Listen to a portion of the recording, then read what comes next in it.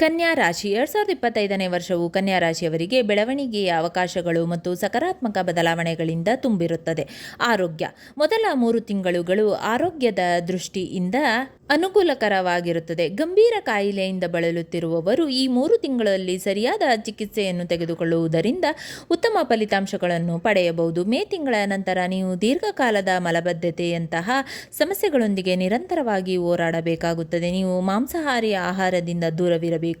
August ಮತ್ತು September ನಂತರ ಚಿಕ್ಕ ಮಕ್ಕಳಿಗೆ ಶೀತ ಮತ್ತು ವೈರಲ್ ಸಮಸ್ಯೆಗಳು ಉಂಟಾಗಬಹುದು. ಆದರೂ ನೀವು ಔಷಧಿಗಳಿಗಾಗಿ ಹೆಚ್ಚು ಹಣವನ್ನು ಖರ್ಚು ಮಾಡಬೇಕಾಗಿಲ್ಲ. ವರ್ಷದ ಕೊನೆಯ ಕೆಲವು ತಿಂಗಳುಗಳಲ್ಲಿ ಮಧ್ಯವಯಸ್ಕ ಜನರು ಕಣ್ಣಿನ ಶಸ್ತ್ರಚಿಕಿತ್ಸೆಗೆ ಒಳಗಾಗಬೇಕಾಗಬಹುದು.